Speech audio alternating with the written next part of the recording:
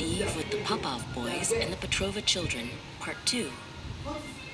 The winter sun is a translucent ghost in the sky as New Year's Eve dawns and the silver clouds drift by. At the Stay City Apart Hotel in Greenwich, the air is sweet with the scent of Belgian waffles, a sugary treat. Aunt Lana stands flipping them with rhythmic grace. Goeie Morgen, she chirps with a smile on her face. Her blonde, wavy hair is a halo of light as she prepares a breakfast that's a culinary delight. Everything is lekker, she says with a grin as the final day of the year begins to spin in. But Fyodor is naughty, a proper little pest, putting Auntie's patience to the ultimate test. He doesn't use a fork or a napkin so white. He eats with his fingers, a truly grim sight. Sticky syrup cascades down his chin like a flood, while he treats the sweet waffles like clumps of wet mud. Dude, this is awesome, he shouts with a spray, acting quite boorish on this holiday. Narcisse just watches, his eyes wide and round, as Fyodor's crumbs tumble down to the ground. Aurora is watching, her pink glasses agleam, and she's ready to burst Fyodor's messy dream. Her faux fringe is perfectly straight on her head, as she repeats every word that her mother has said. Auntie, he's eating with fingers, it's gross. She snitches with glee, being quite verbose.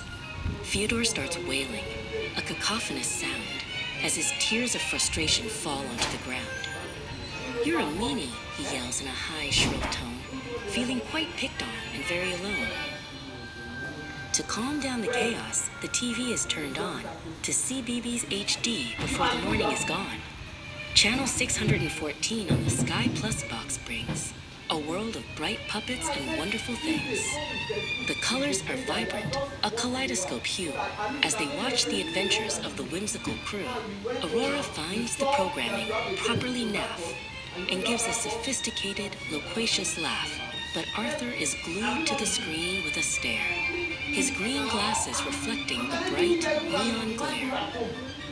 Then Aunt Lana announces the plan for the day. A taxi is coming to whisk us away. Aurora's face falls. She starts to weep. A sorrowful ocean, dark and quite deep.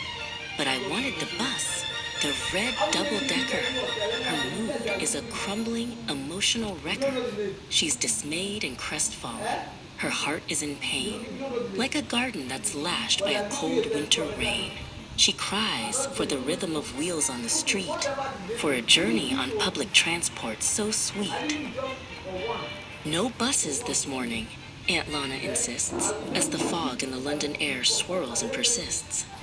We must be on time for our O2 adventure, so a taxi was hired as a special debenture.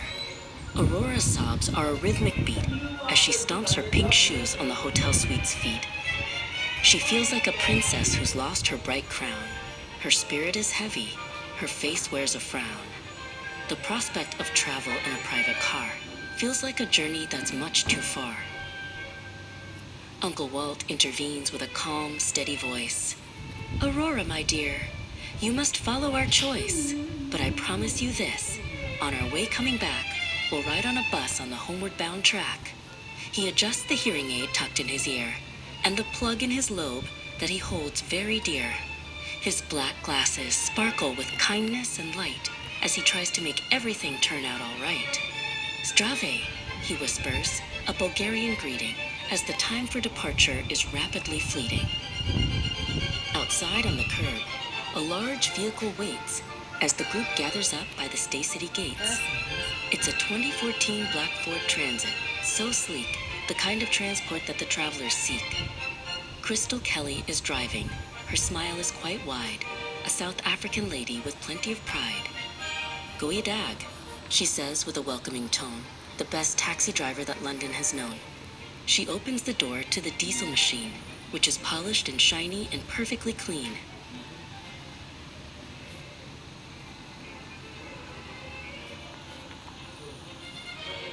But Aurora is stubborn. She won't move an inch. She feels the cold bite of the wintertime pinch. I won't get inside. It's a van. It's a cage. She screams in a fit of dramatic, young rage. Aunt Lana and Walt share a look of despair as Aurora's pink hair clips bob in the air. In the middle now, they command with a roar.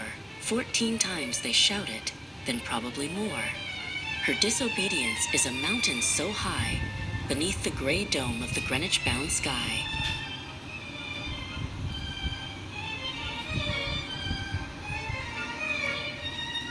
At last she obeys, and she climbs in the back as the minibus starts on its northerly track. They drive through the streets where the history is deep, while the rest of the city is starting to sleep.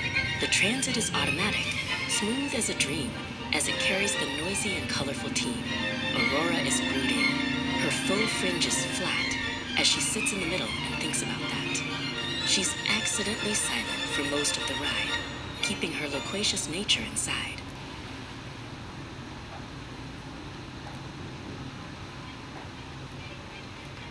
They arrive at the O2, the Great White Expanse, where the lights of the city begin their night dance.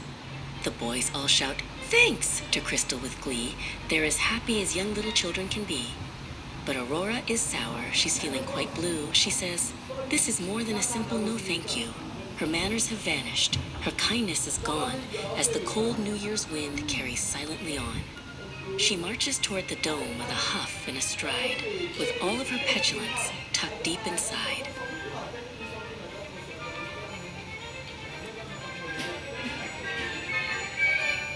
Next is the cable car, high in the air, a ride that should be a delightful affair. But Fyodor is wild. He's a whirlwind of chaos, a boy whose behavior is likely to slay us. He jumps on the seats and he swings from the rail as the glass cabin glides like a skybound sail. He shouts and he swears, using words quite profane, like a localized storm of aggressive, loud rain. Narcisse is huddled. He's shaking with fear as the cables they hum in the boy's tiny ear.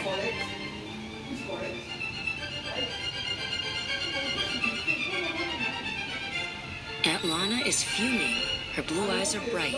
She's decided to end this disruptive display tonight. Stop it right now. You're a naughty young boy, she shouts as she terminates Fyodor's joy. She gives him a smack on the back of his hand, the firmest correction in all of the land. That's enough, she declares in a Flemish-toned snap as the cable car finishes its aerial lap. Fyodor is silenced. His mischief is stayed as the price for his antics is finally paid.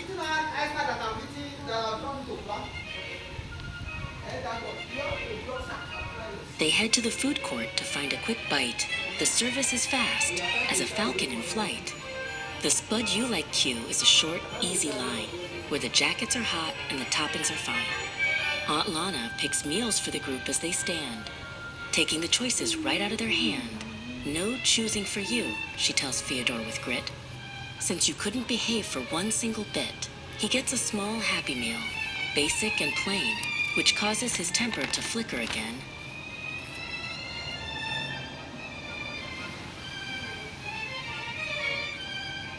Aurora and Arthur get big tasties with pride, with succulent beef and some lettuce inside. But Fyodor is jealous. He's having a fit. He doesn't want his Happy Meal, not even a bit. With a hand like a talon, he reaches across and snatches Aurora's burger covered in sauce. He grabs Narcisse's chips with a lightning-fast thief, causing a moment of burger-based grief. Narcisse starts to howl like a wolf at the moon as the piece of the lunch hour ends much too soon.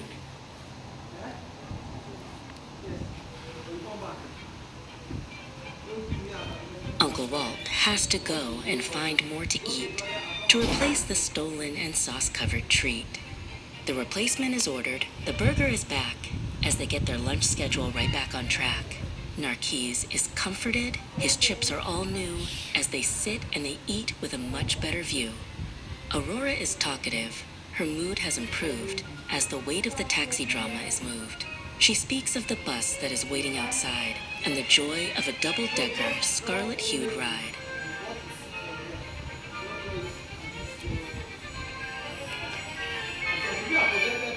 To the bus stop they hurry, to Route 108, for the ride that Aurora has decided is great. It's a red London bus, as tall as a tree, the most wonderful sight that a Petrova could see.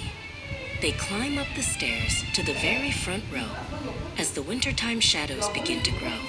"This is it," she exclaims with a loquacious shout. "The only way travel should be about." Arthur is nodding. His glasses are green as they survey the most beautiful cityscape scene.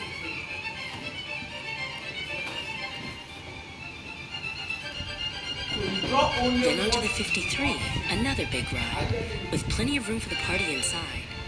Arthur is chatting. He's a fountain of words that fly through the air like a flock of small birds. "In 3 days, we're going to France," he declares, as he sits on the fuzzy blue bus-patterned chairs. "My birthday is coming. I'm nearly 11. Being in Paris will be just like heaven." He talks of the towers and the cheese and the bread, with a million big visions inside of his head.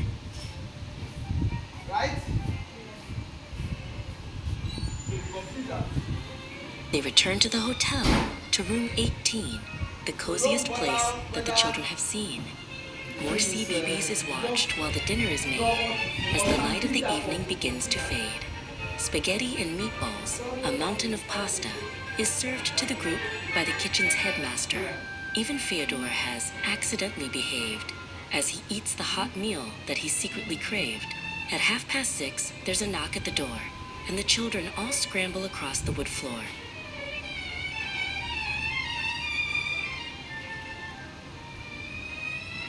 Katar and Marija are finally here to bring in the new year with plenty of cheer.